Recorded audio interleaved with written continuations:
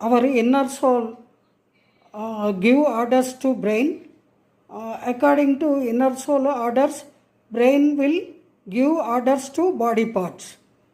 ఆ రకంగా మన శరీరంలోని అవయవాలన్నీ కూడా పనిచేస్తూ ఉంటాయి.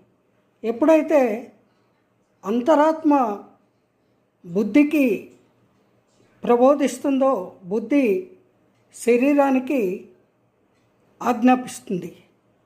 అయితే అంతరాత్మను మనము అంగీకరించాలి పరమాత్మగా. అందువల్ల పరమాత్ముడు నడిపినట్టుగా మనం జీవిస్తున్నాము అని అర్థం చేసుకోవాలి. అంతేగాని ఇది నేను అనేది ఆ ఇన్నర్ సోల్ యొక్క సౌండ్. అంతేగాని నేను అంటే నేను కాదు, నేను అని మీరు అనుకునే మీరు కాదు. అది అంతా కూడా పరమాత్ముని లీలా వినోదము అనేటువంటి పరమార్థాన్ని మనము గుర్తించాలి. అదే జ్ఞానము అంటే. జై గురుదేవ.